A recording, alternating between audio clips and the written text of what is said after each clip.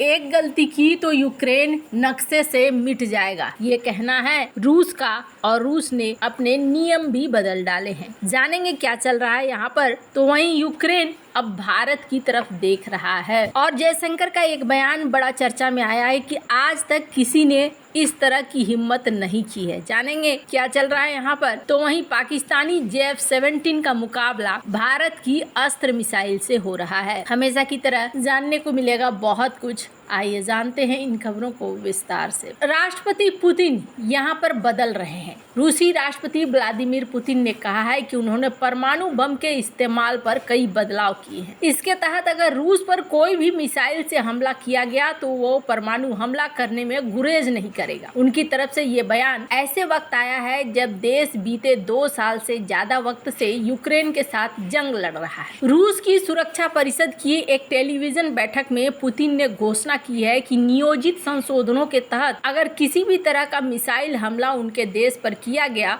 तो उसका जवाब न्यूक्लियर बम से दिया जाएगा। आपको बता दें कि हाल के दिनों में कई सारे क्रूज मिसाइल यूक्रेन को पश्चिमी देशों की ओर से मुहैया कराया गया है जो रूस के अंदर लंबी दूरी तक हमला कर सकती है। इसी बीच अमेरिका और ब्रिटेन की तरफ से छूट मिला है कि यूक्रेन रूस के अंदर स्टॉर्म शैडो क्रूज मिसाइल का इस्तेमाल कर हमला कर सकता है। इसके बाद से रूस तिलमिला गया है। स्टॉर्म शैडो क्रूज मिसाइल की बात करें तो 500 किलोमीटर दूरी तक हमला कर सकती है। इसका इस्तेमाल यूक्रेन पहले रूस की सीमा तक ही करता था, लेकिन जैसे ही अमेरिका और ब्रिटेन की तरफ से आदेश दिया गया है, यह आशंका जताई जा रही है कि वो इसका इस्तेमाल रूस के अंदरूनी इलाकों में कर सकता है। इसी वजह से पुतिन ने परमाणु हमले की धमकी दी है। उन्होंने कहा कि अगर यूक्रेन ने गलती से भी मिसाइल का इस्तेमाल किया तो हम समझेंगे कि पश्चिमी देश हमारे खिलाफ सीधे तौर पर जंग के मैदान पर उतर चुके हैं। रूस के पास करीब 6372 परमाणु हथियार मौजूद है। इसके बाद न्यूक्लियर हमले की धमकी के बाद दुनिया में टेंशन बढ़ गई है, क्योंकि रूस ने साल 2020 में परमाणु हथियार के इस्तेमाल में बदलाव किए हैं, जिसके मुताबिक अगर उसके अस्तित्व का खतरा महसूस होता है तो वो हमला कर देगा। और रूस को अब ऐसा पुश किया जा रहा है कि एक कोने में लाया जा रहा है, जिसकी वजह से माना जा रहा है कि हमला करने से गुरेज नहीं करेगा। जहां एक तरफ ये सब कुछ चल रहा है, वहीं दूसरी तरफ रूस यूक्रेन युद्ध खत्म करने की कोशिश कर रहा है। जेलेंस्की बुला रहे हैं दूसरा सम्मेलन, भारत को भी खास निमंत्रण दे रहे हैं। यूक्रेन ने अब रूस से युद्ध खत्म करने की तैयारी करनी शुरू कर दी है। यूक्रेन प्रेसिडेंट वोलोदिमीर जेलेंस्की ने कहा है कि अगर हमें ईमानदारी से युद्ध को खत्म करना है तो जल्द ही दूसरा शिखर शांति सम्मेलन किया जाना चाहिए। उन्होंने कहा कि भारत को इसके लिए पहले ही विशेष आमंत्रण दिया जा चुका है। चीन, ब्राजील समेत कई देशों को निमंत्रण दिया गया है। सोमवार को यूक्रेन के अनुरोध पर जेलेंस्की ने पीएम मोदी से द्विपक्षीय मुलाकात की थी। जेलेंस्की और पीएम मोदी के पिछले 3 महीने में ये तीसरी मुलाकात थी। जेलेंस्की ने यूएनएससी में कहा है कि रूस यूक्रेन युद्ध को पूरी तरीके से खत्म करने के लिए हमें दूसरे शांति शिखर सम्मेलन के लिए तैयार रहना होगा। उन्होंने भारत और अन्य देशों को शांति प्रक्रिया में शामिल होने के लिए आमंत्रित किया। जेलेंस्की ने यूक्रेन संघर्ष पर सुरक्षा परिषद के एक बैठक में मंगलवार को कहा कि हम सभी जानते हैं, अगर हम ईमानदारी से स्थिति को देखें तो वास्तव में रूस के युद्ध को रोकना चाहते हैं तो क्या करने की जरूरत है। अब खत्म होना चाहिए युद्ध।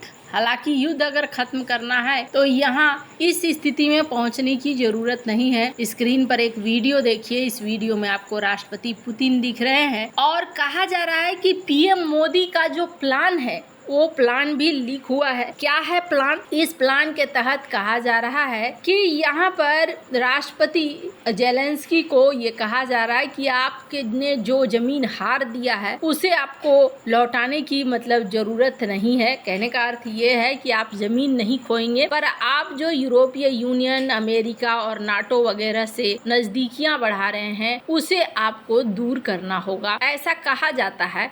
हालांकि ये कोई आधिकारिक बयान नहीं है, ये बस मीडिया की खबर भी हो सकती है जो इस वक्त सामने में आ रही है। खैर, अब जेलेंस्की जहां पर अमेरिका में पहुंचे हैं तो अमेरिका के संसद में भी इस वक्त 2 फाड़ है। एक ग्रुप है जो चाहता है कि नहीं, ये युद्ध अब रुक जाना चाहिए, हम अब और हथियार नहीं देंगे। एक ग्रुप है जो कहता है कि नहीं, हम हथियार देंगे। अब आने वाले समय में देखना होगा। हालांकि डॉक्टर एस जयशंकर ने एक बहुत ही अच्छी बात कही है, मैं चाहती हूँ कि इस वीडियो को आप सुने। And some kind of initiate some kind of serious negotiation between that.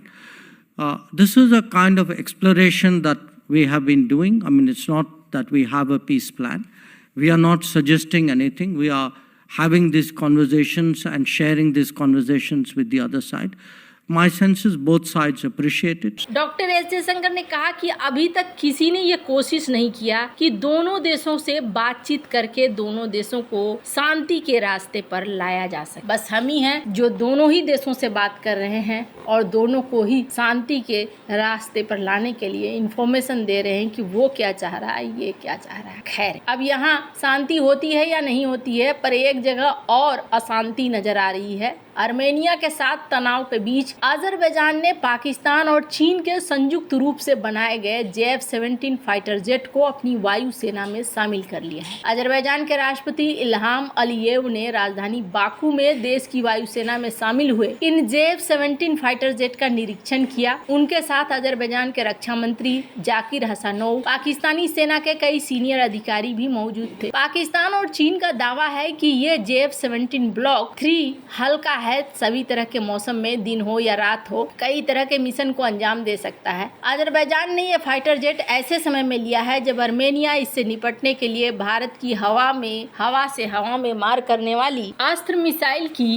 खरीदने को योजना बना रहा है। तुर्की की मीडिया ने बताया है कि राष्ट्रपति अलीयेव को JF-17 फाइटर जेट की तकनीकी और ऑपरेशनल क्षमता के बारे में बताया गया है। इस दौरान उन्हें बताया गया कि यह विमान हवा से हवा और हवा से जमीन पर हमला करने की ताकत रखता है, साथ ही मध्य और कम ऊंचाई पर कलाबाजी भी दिखा सकता है। रिपोर्ट में दावा किया गया कि इस विमान को शामिल करने से अजरबैजान की वायुसेना की क्षमता में काफी इजाफा होगा। अजरबैजान के रक्षा मंत्री हसनोव ने कहा कि इस फाइटर जेट से हमारी रक्षा करने की और हमला करने की ताकत में बढ़ोतरी होगी। आर्मेनिया के साथ तनाव के बीच अजरबैजान की सेना लगातार पाकिस्तान और चीन के साथ रक्षा संबंध मजबूत कर रही है। अलीयेव नरगोनो काराबाख पर कब्जा करने के बाद आर्मेनिया के खिलाफ अपनी सैन्य तैयारी को लगातार मजबूत कर रहे हैं। उनका पूरा फोकस युद्ध के लिए सेना को हमेशा तैयार रखना और तकनीकी रूप से दुश्मन देश पर बढ़त बनाए रखना है। अजरबैजान की सेना और पाकिस्तान के बीच ये सैन्य दोस्ती वर्षों पुरानी है। दोनों देश वैश्विक मंचों पर एक दूसरे को सपोर्ट करते हैं। अजरबैजान के राष्ट्रपति अलीयेव जुलाई 2023 में पाकिस्तान की राजकीय यात्रा पर भी गए थे। इससे दोनों देशों के बीच में रक्षा संबंध मजबूत हुए थे। इस दोस्ती का एक तीसरा बड़ा खिलाड़ी है तुर्की,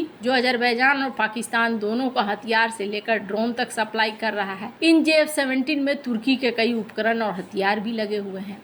अजरबैजान जिन JF-17 फाइटर जेट को खरीद कर इतरा रहा है वे म्यांमार में कबाड़ साबित हुए हैं। म्यांमार की सेना इस सफेद हाथी बने JF-17 को खरीद कर पछता रही है। ये विमान उड़ान नहीं भर पा रहे हैं। इससे परेशान म्यांमार की सेना प्रमुख ने पाकिस्तान से लेकर चीन तक को जमकर झाड़ लगाई। वहीं आर्मेनियाई भी इस विमान को हवा में मार गिराने की अपनी तैयारी तेज कर रहे हैं। आर्मेनिया ने भारत संग बातचीत शुरू कर दी है। वो अपने सुखोई 30 विमानों को अपग्रेड करना चाहता है। आर्मेनिया भारत से अस्त्र हवा से हवा में मार करने वाली मिसाइल को खरीदना चाहता है। भारत भी सुखोई 30 विमानों का इस्तेमाल करता है। वैसे आपको क्या लगता है, इन सब मामले में आपकी क्या राय है, कमेंट कर जरूर बताएं। जल्द मिलते हैं अगले वीडियो में नई खबर के साथ।